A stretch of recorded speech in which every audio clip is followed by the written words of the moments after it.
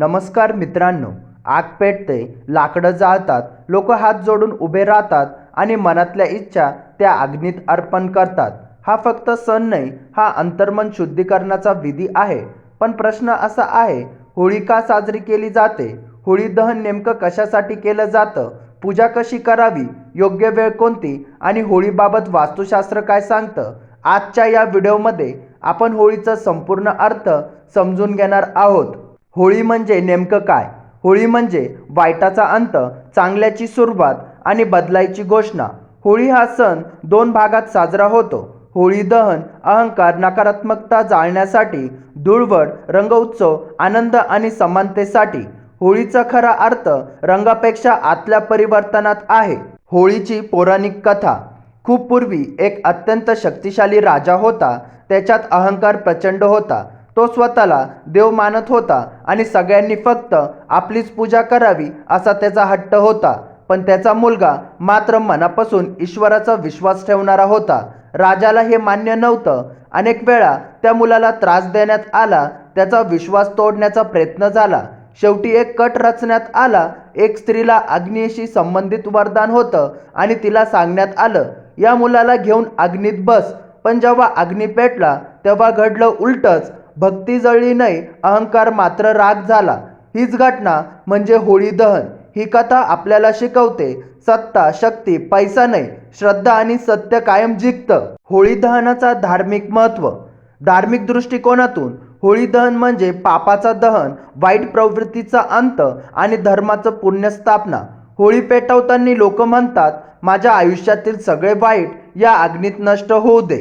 होळी पूजा विधी step by step. पूजा कधी करावी? संध्याकाळी सूर्यास्तानंतर होळी दहनाची वेळ।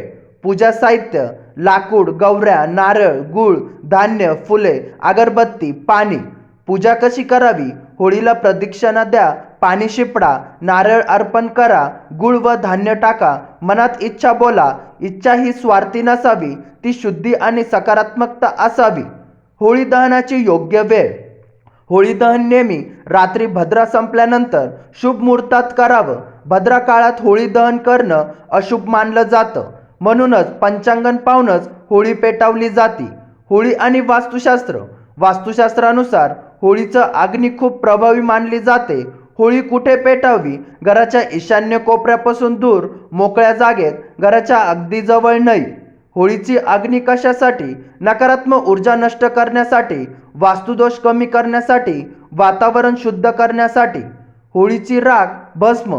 होळीची राख कपाळाला लावल्यास संरक्षण मिळतं, घरात ठेवल्यास नकारात्मकता दूर राहते। होळीचं आध्यात्मिक महत्त्व। आध्यात्मिक दृष्टिकोनातून अग्नी, ज्ञान, जळणं, अज्ञानाचा नाश। होळी सांगते, तू बाहेर नाही, आत बदल कर। जर अहंकार जाळला, राग जाळला, मत्सर जाळलं तरच होळी सफल होते। आजची होळी वर्सेस खरी होळी। आज केमिकल रंग, दारू, जबरदस्ती। खरी होळी प्रेम, क्षमा, संयम, आनंद।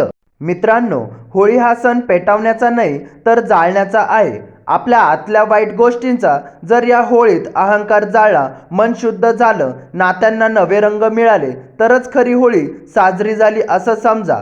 जर हा व्हिडिओ आवडला असेल तर लाईक करा, कमेंटमध्ये शुभ होळी लिहा, चॅनलला सबस्क्राईब करा। धन्यवाद।